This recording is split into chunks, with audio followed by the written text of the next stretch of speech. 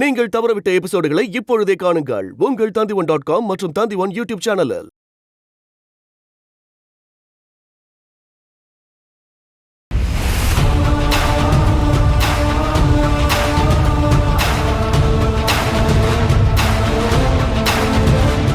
துர்தரா என்ன பார்த்தாளோ அதை துர்தரா மட்டுமே அறிவாள். எனக்கு துர்தரா மீது முழு நம்பிக்கை இருக்கிறது. அதனால் அவளுடைய சந்தேகத்திலும் அர்த்தம் இருக்கிறது. மகாராணி சில படைவீரர்களோடு தெற்கு திசையை நோக்கி செல்லட்டும். நாம் வடக்கு திசையை நோக்கி செல்லலாம். சரி ஆச்சாரியாரே, இப்போது நாம் அனைவரும் பெறுகிறோம் என்றால் நான் தாயாருடன் செல்கிறேன். சந்திரா, எனக்கு உன் பாதுகாப்பு தேவையில்லை. என்னை பற்றிய கவலை வேண்டாம். நீ முன்னேறிச் செல். இந்த பாரதத்தை நீதான் பாதுகாக்க வேண்டும். என்னோடு மன்சாவும் தக்ஷசீலா வீரர்களும் இருக்கிறார்கள். ஆனால் தாயே, சந்திரா, கொடுத்த வாக்கை மறந்துவிடாதே. சூரியன் மறைவதற்கு முன்பு பீப்ளி வனத்து கோட்டையில் மௌரிய வம்சத்தின் கொடி பறக்க வேண்டும். நிச்சயம் தாயே. ஒரு வாக்கு கொடுங்கள். பிப்ளிவனத்தை நாம் வென்ற உடனேயே தாம் எனக்கு பிடித்த பாயாசம் செய்து கொடுக்க வேண்டும். பிப்ளிவனத்தின் கோட்டையில் சிறுவயதில் எனக்கு ஊட்டி விடுவீர்கள். உனக்கு திருமணம் நடந்துவிட்டது. உனக்கு தேவையானதை உன் மனைவியிடம் கேட்டுக்கொள். ஆனால் என்னுடைய மனைவிக்கு எதுவும் தெரியாது. இதற்கும் ஒரு நல்ல யோசனை இருக்கிறது. நீயே சமையலை கற்றுக்கொள். நீயும் சாப்பிட, அவளுக்கும் ஊட்டிவிடு. சொல்லப்போனால் நாங்கள்தான் சமைக்க வேண்டும் என்று சட்டம் எதுவும் இருக்கிறதா? சரி தாயே, சமைக்க முயற்சி செய்கிறேன்.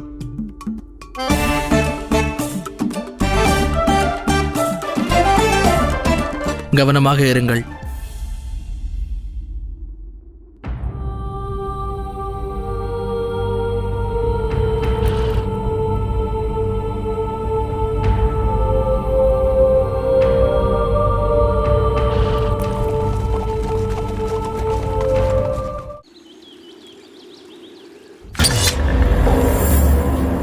நீங்கள் என்ன நினைக்கிறீர்கள் என்று எனக்கு தெரியும்.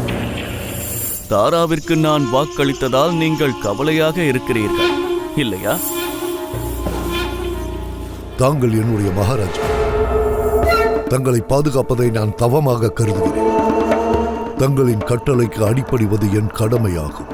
ஆனால் உங்களுக்கு ராஜா அபிஷேகம் நடக்கும்போது நிகழ்ந்ததை என்னால் மறக்க இயலாது. சற்று சிந்தித்து பாருங்கள். பிப்ளிவனத்தை அழித்து நானாக போகிறேன் சக்கரவர்த்தி மகாராஜா. மன்னிக்க வேண்டும் மகாராஜா. ஆனால் இந்த விதியோ இன்னொருவரைத்தான் மகாராஜாவாக நியமித்திருக்கிறது.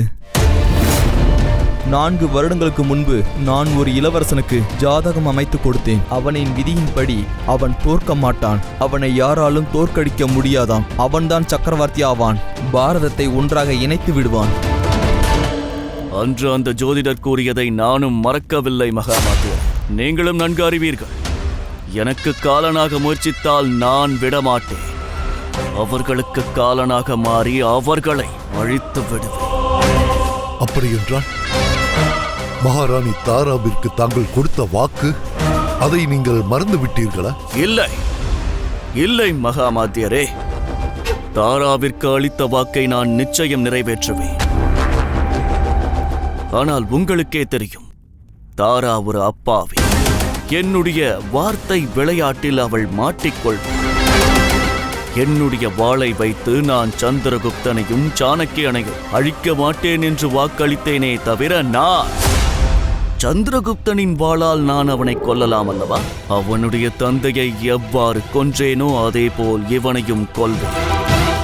அற்புதம்.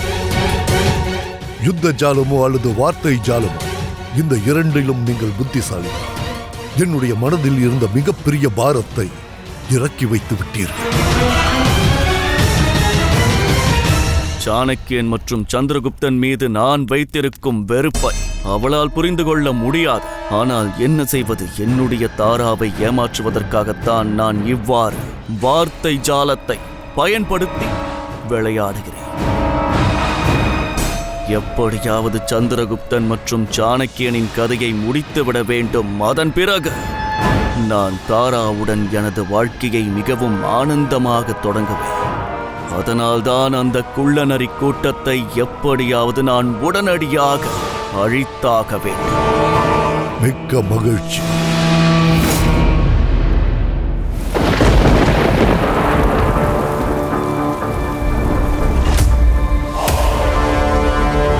ஆச்சாரியாரே, துர்தரா எதற்கு கவலை கொண்டாள்? பாருங்கள், தனானந்தன் சேனையோடு இங்கு வருகிறான். தாரணியிடம் நாம் என்ன கூறினோமோ அதுதான் இப்போது நடக்கிறது.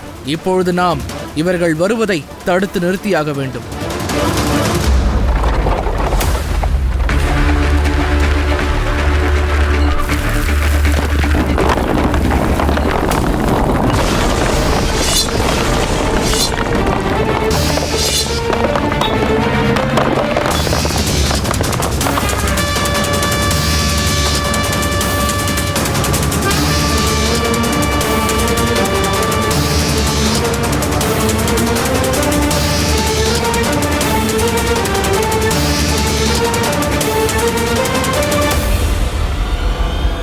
என்ன இது? என்ன ஆயிற்று? தனானந்தனை காணவில்லை. அவன் படைகளோடு இங்கு வரவே இல்லை. என்ன? துர்தரா கூறியதுதான் உண்மையாகிவிட்டது. தாரணி நம்மை எச்சரிக்கவில்லை. அவன் தெற்கு திசையில் வருவதை நமக்கு கூறவில்லை.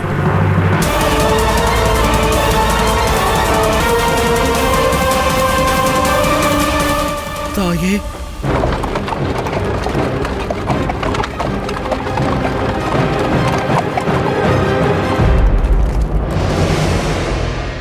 ஆச்சாரியர் சந்தேகப்பட்டது சரிதான்.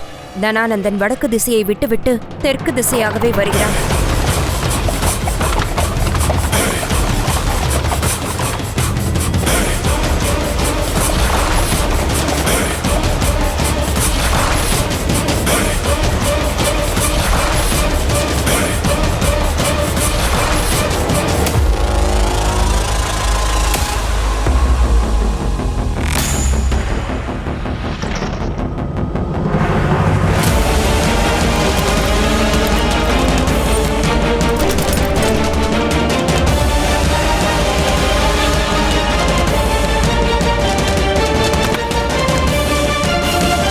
நாம் மிகவும் அதிர்ஷ்டசாலிகள்.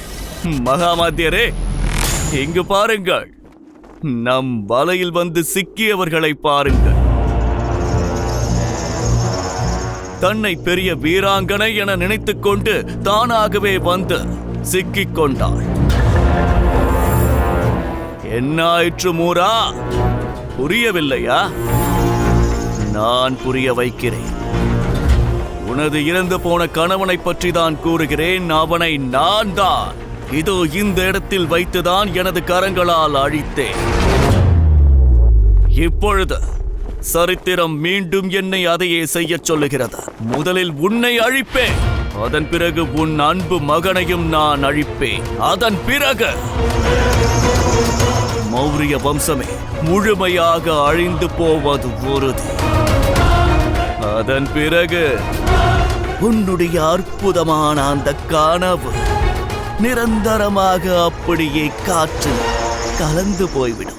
என் கணவரை கொன்றதை பற்றி என்னிடம் கூறுவதற்கு முன்பு என்னுடைய மகன் சந்திரன் உன்னுடைய சகோதரர்களை சிறப்பான திட்டங்களை தீட்டி அவர்களை கொன்றானே, அதை மட்டும் நீ நினைத்து பார். அதுதான் நல்லது. நீயும் விரைவிலேயே அவர்கள் சேர்ந்த இடத்தில் போய் சேரப்போகிறாய் தனானந்தா. என்னுடைய மகனின் கர்ஜனையால் உன்னுடைய சிம்மாசனமே ஆடுகிறது. மௌரிய வம்சத்தின் அழிவை பற்றி கூறினாயே, அவன் சிறிய பாலகனாய் இருக்கும் பொழுதே அவனை கொல்வதற்கு நீ பல திட்டங்களை தீட்டினாய். அவைகள் அனைத்தும் தோற்று போனதே. இப்பொழுதும் அவனை கொல்ல முயற்சி செய். எப்பொழுதும் போல இப்பொழுதும் நீ தோற்றுத்தான் போவாய்.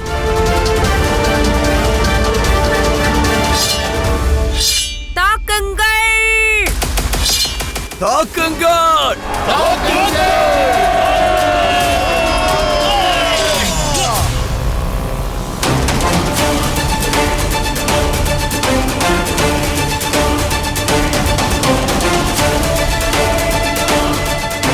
முன்னேறி செல்லுங்கள். நாங்களும் தயாராக இருக்கிறோம்.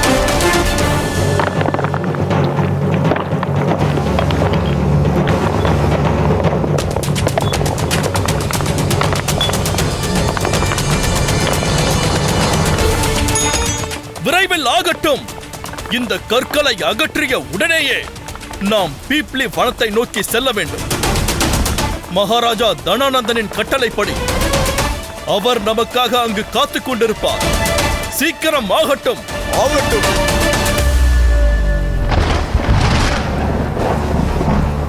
ஆச்சாரியாரே, சந்திரன் அம்மாவுக்கு துணையாக போயிருக்கலாம்.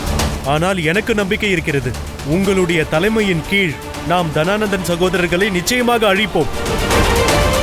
இப்போது என்ன செய்ய வேண்டும்? உத்தரவு கொடுங்கள். நாம் இங்கிருந்து 50 கல் கீழே இறங்கி காட்டுப்பகுதியில் சென்றாக வேண்டும். அங்கு சென்றவுடன் எதிர்பாராத நேரத்தில் பாண்டுகதியின் சேனை மீது தாக்குதல் மேற்கொள்வோம். அவர்களை பெப்ளி வனத்திற்கு செல்ல விடாமல் தடுக்க வேண்டும். ஆச்சாரியாரே, நீ இங்க என்ன செய்கிறாய்? நீ அம்மாவுக்கு துணையாக அங்கு போகவில்லையா? இல்லை ஸ்தூல், நான் இங்கேயே இருந்து முடிந்த அளவிற்கு விரைவாக அவர்களை தடுத்து நிறுத்துவதற்கு ஏதாவது வழியை தேட வேண்டும். ஆனால் சந்திரா, அவர்கள் முன்னால் ஒரு பெரிய படையோடு தனானந்தன் நின்று கொண்டு இருப்பான். நீ அங்கே நின்று அவர்களுக்கு உதவி செய்தாக வேண்டும். இவர்களை நாங்கள் இங்கே பார்த்துக் கொள்கிறோம். ஸ்தூல், இன்று கிழக்கு திசையில் சூரியன் உதித்தவுடன் என் தாயிற்கு கொடுத்த வாக்கை நிறைவேற்றுவதற்காக நான் அந்த தனானந்தனிடமிருந்து நம்முடைய பிறந்த பூமியான பிப்ளிவனத்தை கைப்பற்றியாக வேண்டும். என்னவானாலும் சரி, எது நடந்தாலும் சரி, நான் கொடுத்த வாக்கானது மாறப்போவதில்லை. அப்போது அம்மாவின் நிலைமை?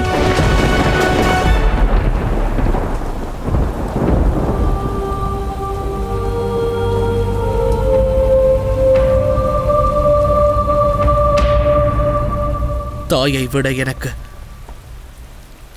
தாய் நாடுதான் முக்கியம். இப்பொழுது நான் என் தாயாரிடம் சென்று விட்டேன் என்றால் என் தாய் நாட்டிற்கு கொடுத்த வாக்கை நிறைவேற்றாமல் போய்விடும்.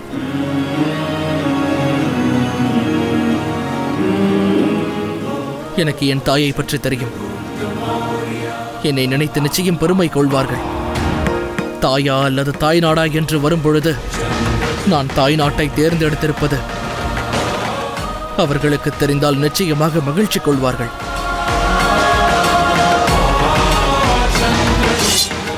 வீரர்களே, தயாராக இருங்கள். உத்தரவு கொடுத்தவுடன் தாம் தாக்க வேண்டும்.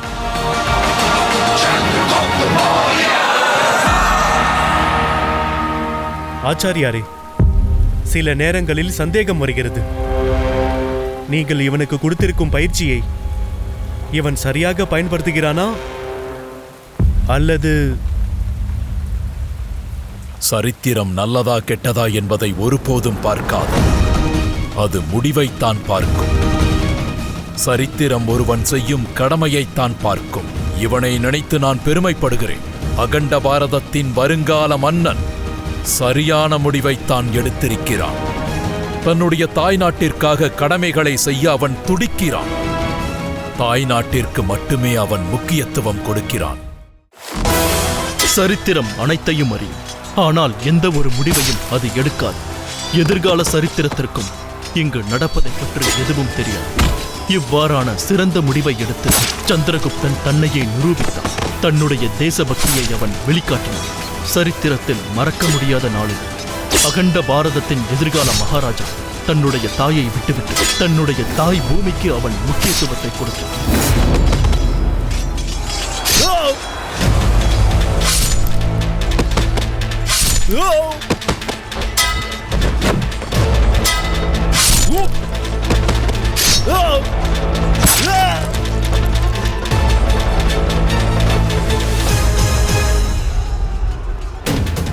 என்னுடைய வீரர்களுடன் உன்னால் போட்டி போட முடியும் மூரா, ஆனால் என்னுடன் உன்னால் முடியாது. இப்பொழுதே அது மிகவும் கடினம் என்று நிரூபிக்கிறேன்.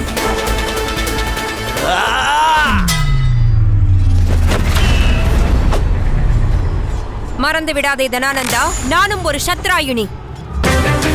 இவ்வளவு காலமும் நான் உன்னை கண்டு பயப்படவில்லை. இப்பொழுது நான் கண்டு பயப்படுவேனா? என்ன தயக்கம்? முன்னேறி வா. உன் முன்னே நிற்பது தாசி அல்ல, பீப்ளி வனத்தின் மகாராணி நிற்கிறாள். உன்னுடைய தாக்குதலை சமாளிக்க நிற்கிறேன். முன்னேறி வா, என்னை தாக்கு.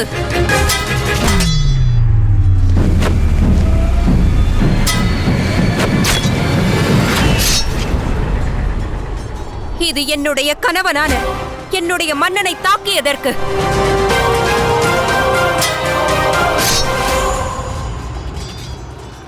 இது உந்தன் அரண்மனையில் என்னை தாசியாக வைத்ததற்காக, என்னை அங்கு அவமானப்படுத்தியதற்காக, அதோடு என்னை நீ அங்கு வைத்து சித்திரவதை செய்தாயே, அதற்காக இதை வாங்கிக்கொள்.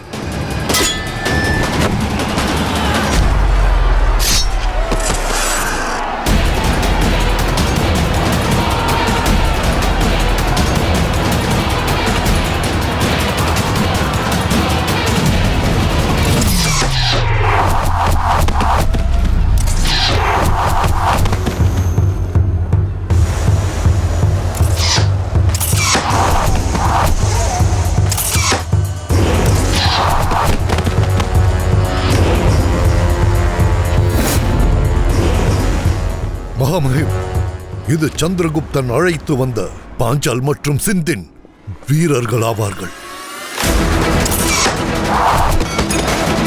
அப்படி என்றால் நம்மால் மேற்கு திசையிலிருந்து தாக்க முடியும் என்பதை சாணக்கியன் அறிந்திருக்கிறான். அதற்கான முன்னேற்பாடுகளை ஏற்கனவே அவன் செய்து வைத்திருக்கிறான். சரியாக புரிந்து கொண்டான். இப்பொழுதாவது சாணக்கியரால் என்னவெல்லாம் செய்ய முடியும் என்று தெரிந்து கொண்டு வைத்திருக்க வேண்டும். உன்னை போன்ற துரோகியை தாக்குவதற்கு முன்னால் அவருடைய மனதில் பல திட்டங்கள் கூடிக்கொண்டேதான் இருக்கும்.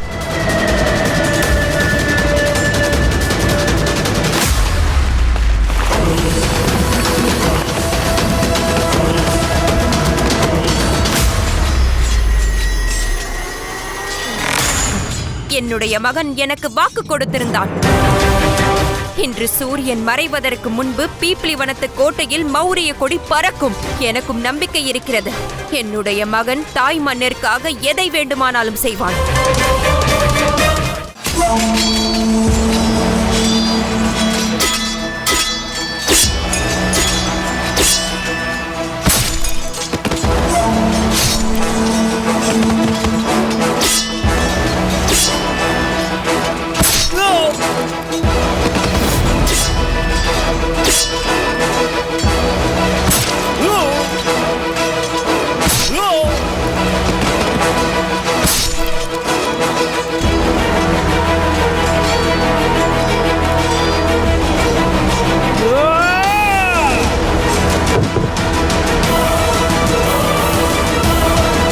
உனக்கு வேறு வழி கிடையாது. ஒன்று மண்டியிடு அல்லது மடிந்து விடு.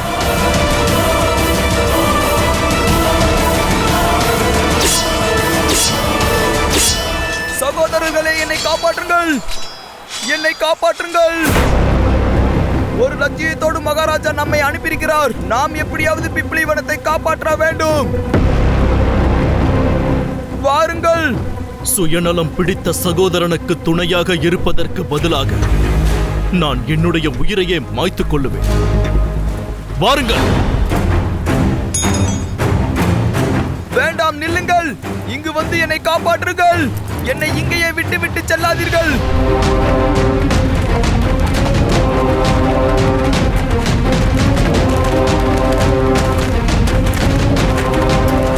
முன்பே உனக்கு தெரிந்திருக்க வேண்டும். இன்று என்ன நடந்தாலும் சரி, என் தாயாருக்கு கொடுத்த வாக்கை நான் நிறைவேற்றியே தீருவேன்.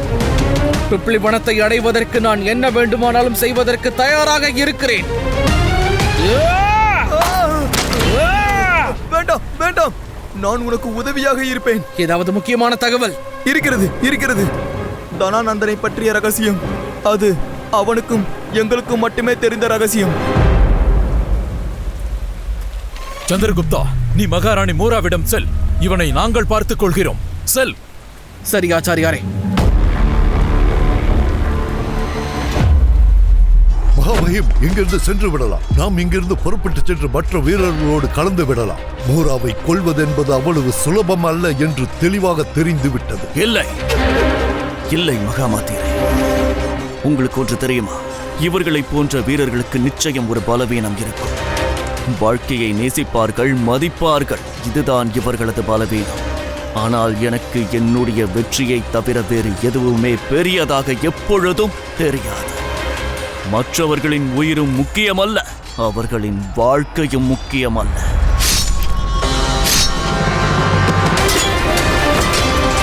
புரிந்துவிட்டது மகமது. என்றென்றும் நான் உங்களுக்கு துணையாகவே நிற்பேன்.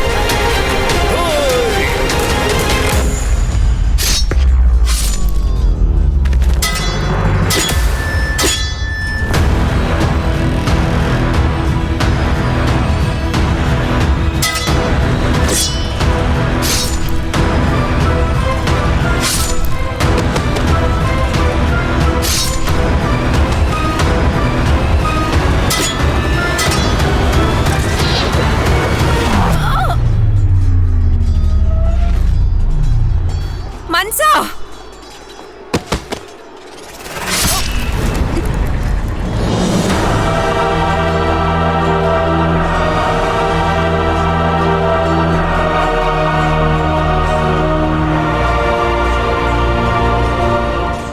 வெட்கக்கேடு. உனக்கு தந்திரமாகத்தான் செயல்பட தெரியும் என்று நான் அறிவேன். சரித்திரத்தில் யார் வெற்றி பெறுகிறார்களோ அவர்களின் பெயர்தான் முதலில் இருக்கும்.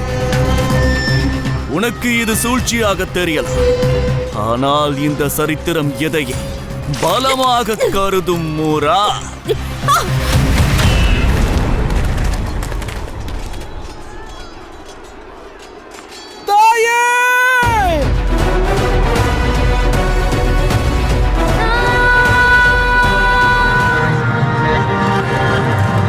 மகாமகேர், இங்கிருந்து சென்று விடலாம்.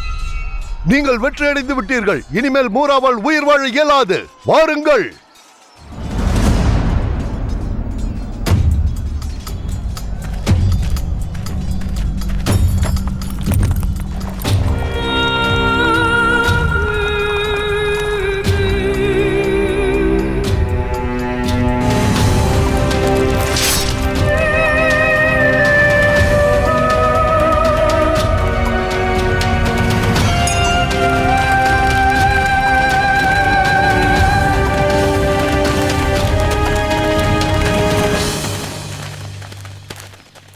தாயே, தாயே, தாயே, தாயே, தங்களுக்கு என்ன வயிற்று? எனக்கு சொல் சந்திரா, நீ நம்முடைய ஜன்ம பூமிக்கு விடுதலை வாங்கி கொடுத்து விட்டாயா? பேசு சந்திரா. நம்முடைய ஜன்ம பூமிக்கு நாம் பீப்ளி வனத்தை வெற்றி கொண்டு விட்டோமா? சொல் சந்திரா. ஆம் தாயே, நாம் ஜெயித்து விட்டோம்.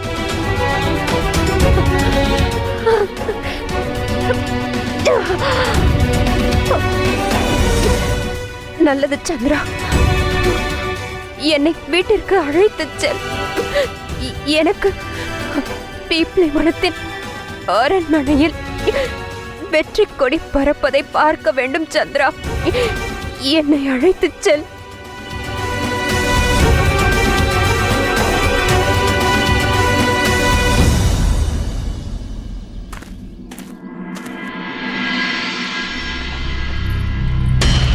மகாராஜா தோற்று போய்விட்டார்.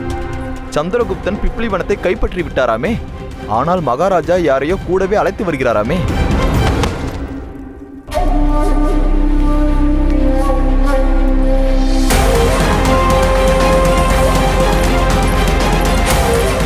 வா.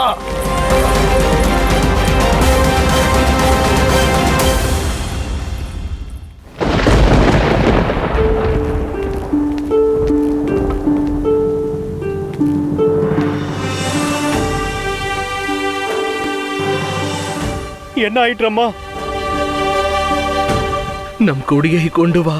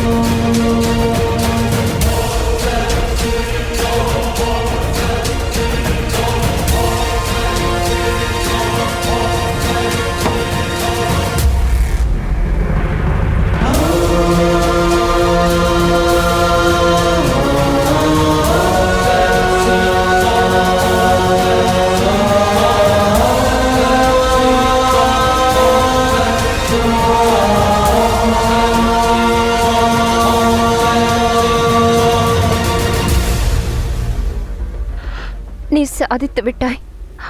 இன்று நீ உன்னுடைய தாய் மற்றும் தாய் நாட்டிற்கு இருவருக்கும் பெருமை சேர்த்திருக்கிறாய் சந்திரா.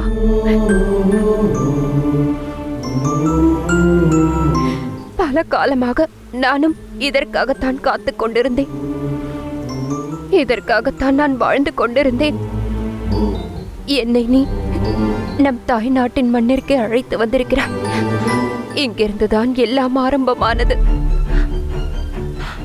இந்த பூமியில்தான் அந்த தனானந்தன் என்னிடமிருந்து என் தாய் நாட்டை, என்னுடைய மக்களை, என்னுடைய கணவனை, அதோடு என்னுடைய மகனையும் பறித்திருந்தான். அதோடு அதோடு இன்று இன்று அவைகளை நீ எனக்கு திருப்பி கொடுத்து விட்டாய் சந்திரா. இனிமேல் நிம்மதியாக நான் என் உயிரை விட்டு விடுவேன். தாயே, தாம் தாம் என்னை விட்டு, தங்களுடைய சந்திரனை விட்டுவிட்டு எப்படி பிரிய முடியும்? தாம் எனக்கு வாக்களித்திருந்தீர்கள். தம்முடைய பிப்ளிவனத்தை கைப்பற்றிய பிறகு தாம் எனக்கு கேசரி செய்து கொடுப்பேன் என்றீர்கள். அதைத்தான் நான் சிறு வயதில் ஆசையோடு சாப்பிடுவேன். வாக்களித்தீர்களே, நான் என் வாக்கை நிறைவேற்றிவிட்டேன். உங்கள் வாக்கை நிறைவேற்றுங்கள். தாம் ஏன் இவ்வாறு செய்கிறீர்கள்? அகண்ட பாரதத்தை கைப்பற்றுவதற்கு முன்பு தாம் எங்களை விட்டு விட்டு செல்கிறீர்களே தாயே. அந்த கனவை நாம் அனைவரும் ஒன்றாக சேர்ந்து பார்த்தோம் அல்லவா? அதை நிறைவேற்றாமல் தாம் எவ்வாறு செல்வீர்கள்? ஆகையால் தாம் என்னை விட்டு போகக்கூடாது தாயே.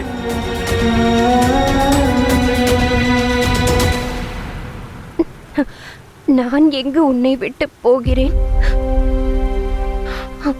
நான் உன்னை விட்டு எங்கும் போகவில்லை. எந்த நேரத்திலும் நான் உன்னோடு தான் இருப்பேன். உன் உடம்பில் ஓடும் இரத்தமாக நான் இருப்பேன். உன்னுடைய மனதில் நான் குடிகொண்டிருப்பேன். நீயும் எனக்காக சிறிதும் கவலைப்படாமல் நீ முன்னேறி சென்று கொண்டே இரு சந்திரா. இன்று இங்கு நம்முடைய பீப்ளி வனத்தின் கொடியை பறக்க விட்டிருக்கிறாய். இதே கொடியானது அகண்ட பாரதத்திலும் உன்னுடைய கையால் நீ பறக்க விட வேண்டும். அதோடு அப்பொழுதுதான் நமக்கு ஒரே ஒரு மன்னன், ஒரே ஒரு ஆட்சி என்று வெற்றிகரமாக கிடைத்துவிடும். அதனால் அகண்ட பாரதத்தின் மகாராஜாவாக நீ உருவாக வேண்டும். தாயே, தாயே. அந்த கொடூரன் தனானந்தனோ நம்மை அழிக்க துடித்துக் கொண்டிருக்கிறான்.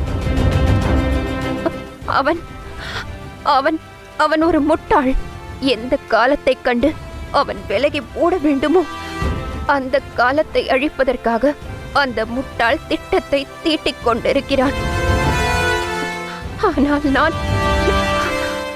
நான் உன்னிடம் பொறுப்பை விட்டுவிட்டு இறக்கப் போகிறேன். உன்னை நான் நம்புகிறேன்.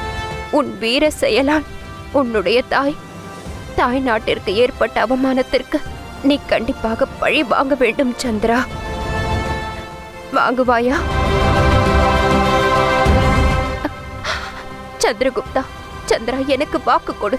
நீ எதற்கும் பின்வாங்க கூடாது. நீ ஒரு புதிய பாரதத்தை உருவாக்க வேண்டும். இந்த நாட்டிற்காக, நாட்டு மக்களிற்காக, அதனுடைய வளர்ச்சிக்காக நீ தொடர்ந்து முயற்சி செய்து கொண்டே இருக்க வேண்டும். உன்னுடைய தாய் நாட்டை பாதுகாத்து வைத்துக் கொள்ள வேண்டும். காரணம், வரும் காலங்களில் அந்த துஷ்ட தனானந்தனின் சாயல் கூட இங்கு படக்கூடாது. அதோடு என்னையே நினைத்து நினைத்து எப்பொழுதும் நீ வருந்திக் கொண்டிருக்க கூடாது. எனக்கு வாக்கு கொடு, வாக்கு கொடுத்தே ஆக வேண்டும். நான் வாக்களிக்கிறேன் தாயே, தங்களுக்கு வாக்களிக்கிறேன். என்னுடைய இந்த உடம்பில் தங்களுடைய இரத்தமானது ஓடும் வரையில் என்னுடைய தாய் நாட்டின் வளர்ச்சிக்காக என்னாலான அனைத்து முயற்சிகளையும் மேற்கொண்டு செய்து கொண்டே இருப்பேன் தாயே. மௌரிய சாம்ராஜ்யத்தின் நிழலுக்கு அடியில் ஒரு அற்புதமான சாம்ராஜ்யத்தை நான் உருவாக்கி காட்டுவேன். அங்கு நம்முடைய தாய் நாடு, நம்முடைய மக்கள் அனைவரும் மகிழ்ச்சியோடும் விடுதலையோடும் வாழ்வார்கள். இது என்னுடைய வாக்கு, உங்கள் சந்திரன் கொடுக்கும் வாக்கு.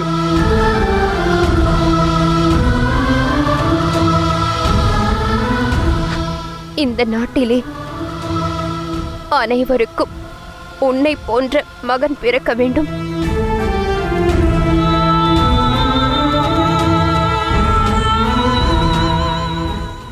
எனக்கு ஒரு கடைசி ஆசையும் இருக்கிறது.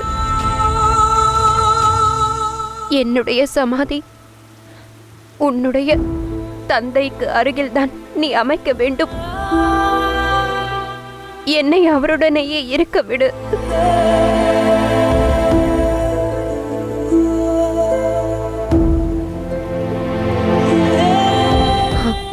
வீர மரணம் அடைவதுதான் நம்முடைய இரத்தத்தின் நியதியாகும்.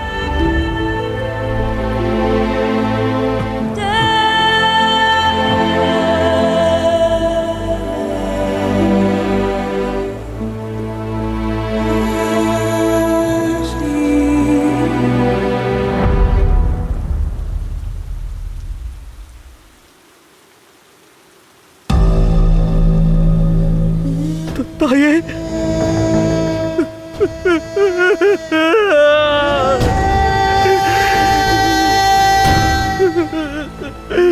தாயே,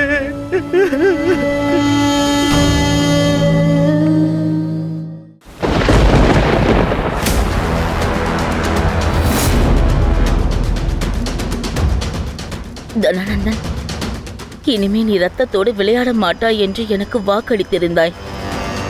நீ கொடுத்த வாக்கை என்றுமே நிறைவேற்றவே மாட்டாயா? அப்படி என்றால் எனக்கு கொடுத்த வாக்கு பொய்யா? உனக்கு நான் அளித்த வாக்கினை நிறைவேற்றிக் கொண்டுதான் இருக்கிறேன். இருந்தாலும் இந்த விஷக்கண்ணி எனக்கு நம்பிக்கை துரோகம் செய்திருக்கிறாள். இவள் அந்த சந்திரகுப்தனுடன் சேராமல் இருந்திருந்தால் அந்த நம்பிக்கை துரோகியும் சாணக்கியனும் இறந்து போயிருப்பார்கள். அதோடு பிப்புலிவனம் என் கரங்களில் இருந்திருக்கும். இது இரத்தவதம் இல்லை, இதுதான் எங்கள் தர்மம். சொல்லப்போனால் மகத நாட்டிற்கு துரோகம் செய்பவர்கள் நிச்சயம் அழிந்துதான் போக வேண்டும். இப்பொழுது இதை என் மக்களும் பார்ப்பார்கள். எனக்கு இனிமேல் நம்பிக்கை துரோகம் செய்தால் என்ன ஆகும் என்பதை தெரிந்து கொள்ள வேண்டும். நீ இவ்வாறு செய்யக்கூடாது. மக்கள் உன்னை ஒரு கொடூரனாக பார்க்கிறார்கள். ஆனால் நீ அப்படிப்பட்டவன் அல்ல. சரியாக கூறினாய் தாரா. மக்கள் நினைக்கும் அளவிற்கு நான் அவ்வளவு கொடூரக்காரனாக இல்லை. அவர்கள் நினைப்பதை விட மிகவும் கொடுமைக்காரன்.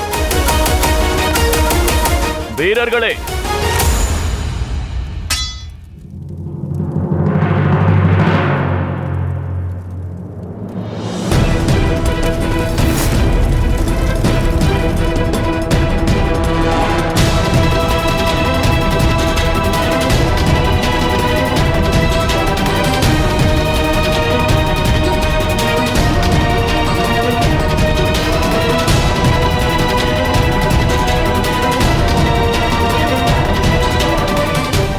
ஞாபகம் இருக்கிறதா?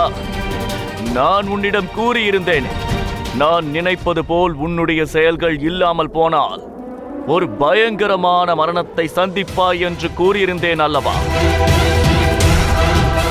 விஷக்கண்ணிதானே நீ? அதனால் இப்பொழுது அனைவர் முன்னிலையிலும் உன்னுடைய உயிரை நான் பறிக்கப் போகிறேன். உயிருடன் இங்கு எரியும் அக்னியில் உன்னை சாம்பலாக்கப் போகிறேன்.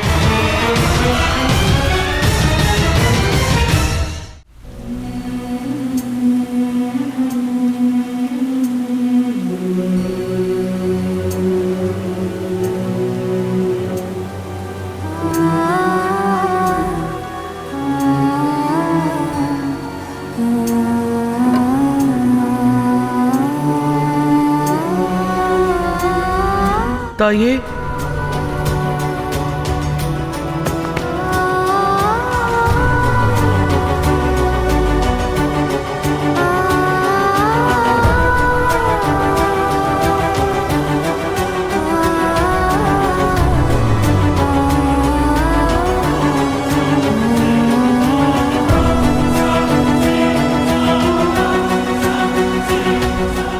என்ன ஆயிற்று அம்மா? இன்று முதல் முறையாக என்னை அம்மாவென்று அழைத்தாய்.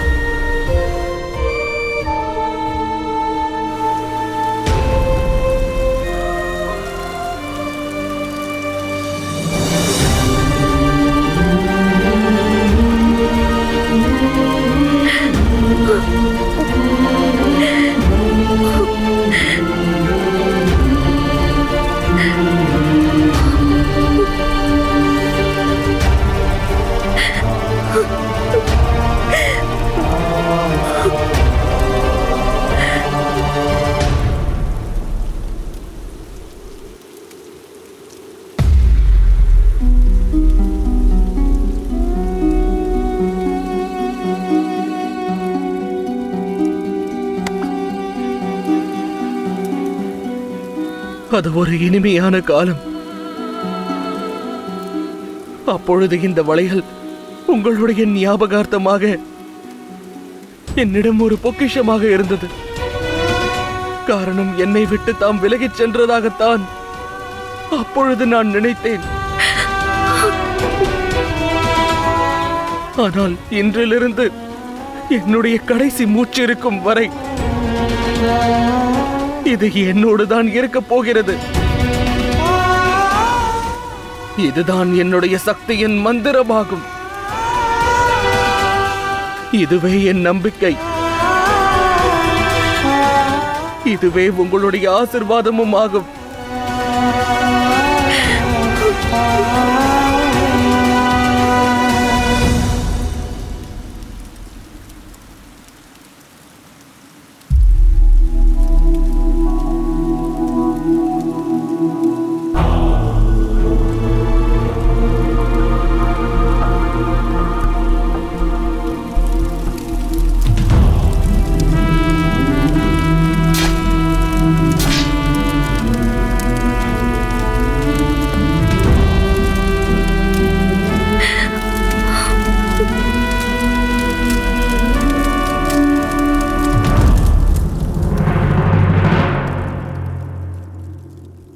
வேண்டாம் தனானந்தா, என் பேச்சை கேள். இவ்வாறெல்லாம் செய்யாதே.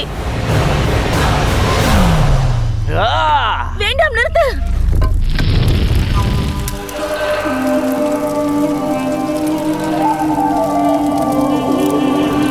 இந்த நாட்டில் இருக்கும் எவரேனும் எனக்கு நம்பிக்கை துரோகம் செய்ய முயற்சித்தால் இவ்வாறு தான் எரிந்து சாம்பலாவார்கள்.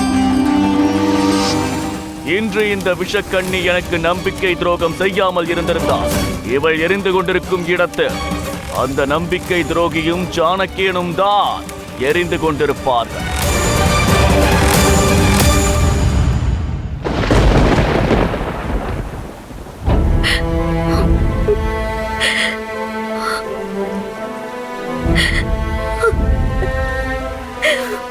ஆச்சாரியாரே,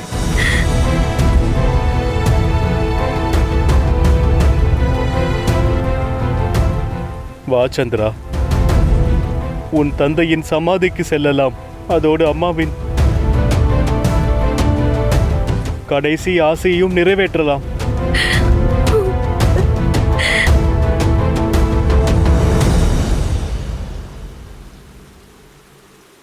நான் உனக்கு உதவி செய்வேன்.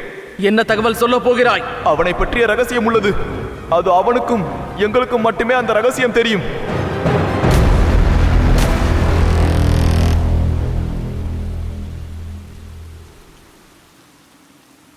இப்பொழுது வேண்டாம் ஸ்தூல்.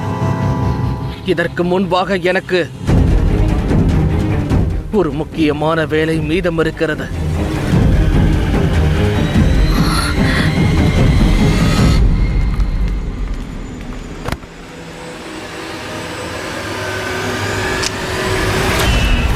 நான் உனக்கு இப்போது ஒரு கடைசி வாய்ப்பு கொடுக்கிறேன். உன்னிடம் என்ன தகவல் உள்ளது? இந்த விஷயத்தை கேட்டாலே போதும், தனானந்தனின் மீது தாரணியின் அன்பு மீண்டும் குரோதமாக மாறிவிடும். அவன் செய்த துரோகத்தை அவள் நினைத்து கூட பார்த்துக்க மாட்டாள்.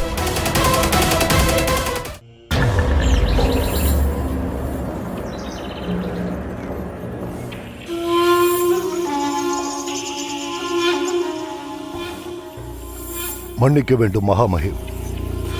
உங்கள் இரு சகோதரர்களும் போரிலிருந்து பின்வாங்கிவிட்டார்கள். தற்போது அவர்கள் இருக்கும் இடமும் யாருக்கும் தெரியாது. இது நம்பிக்கை துரோகமாகவும் இருக்க வாய்ப்புள்ளது. இவை அனைத்தும் அறிந்த பிறகும் தாங்கள் எப்படி அமைதியாக இருக்கிறீர்கள்? காரணம், என்னுடைய அனைத்து கவலைகளும் இப்போது தீர்ந்து போய்விட்டன. என் சகோதரர்கள் இவ்வாறு செய்யாமல் இருந்திருந்தால் நான் அவர்களை நம்பியிருப்பேன். என்னை அவர்கள் மிகவும் மதிக்கிறார்கள் என்று தவறாக எண்ணியிருப்பேன். சொல்லப்போனால் அவர்கள் என்னை மதிக்கவே இல்லை. இதுதான் இங்கு நிரூபணமாகிறது. இனிமேல் நான் என்னுடைய கவனத்தை, என்னுடைய அன்பை, என்னுடைய அத்தனை கவலைகளையும் ஒரே ஒருவருக்காக என்னால் அர்ப்பணித்து விட முடியும். அவள்தான் என்னை விரும்புகிறாள், என்னுடைய தாரா. நான் தங்களின் சந்தோஷத்திற்கு தடை போடுவதாக கருதாதீர்கள். அங்கு மகாராணி தாரா சோகமாக அமர்ந்திருக்கிறார்கள். உணவருந்த மறுக்கிறார்கள். தாரா ஒழுங்காக உண்ணவில்லை என்றால் சோர்ந்து போய் விடுவாள் அல்லவா? இது உங்களுக்கு தெரியாதா? நான் எவ்வளவோ முயற்சிகள் எடுத்துவிட்டேன். நீங்கள் அவளிடம் கூறியிருக்க வேண்டும். அதாவது அவள் ஒழுங்காக உண்ணவில்லை என்றால் மகத நாட்டில் யாருமே உணவு உண்ண மாட்டார்கள். யாரையும் சாப்பிடவும் நான் விடமாட்டேன். இல்லை மகாமஹிம். அப்பொழுது உடனே செல்லுங்கள். உங்கள் மகாராணியிடம் இதை கூறுங்கள். உத்தரவு மகாமஹிம்.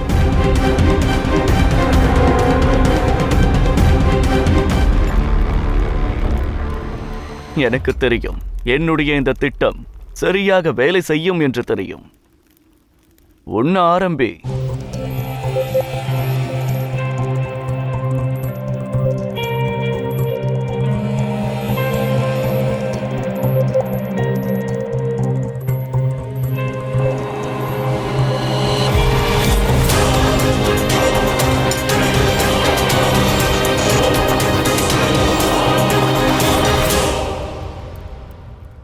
என்னுடைய தந்தை, அதாவது உன்னுடைய குரு எனக்கு கற்றுக் கொடுத்திருக்கிறார்.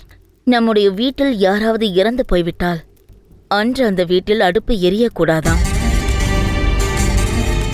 அப்படியென்றால் நீ அந்த மன்சாவிற்காக, அந்த தேச துரோகிக்காக இப்படி வருந்திக் கொண்டிருக்கிறாயா? அவள் என்னை ஏமாற்றி இருக்கிறாள்.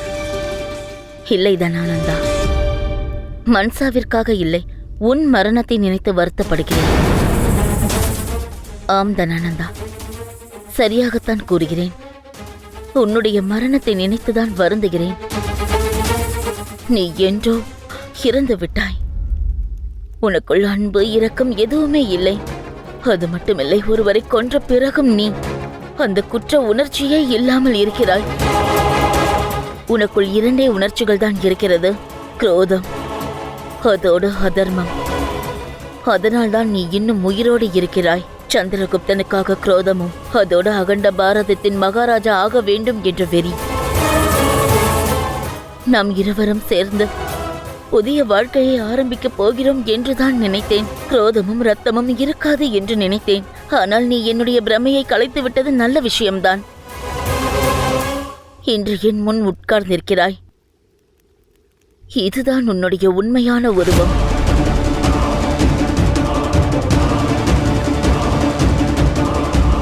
நில் தாரா.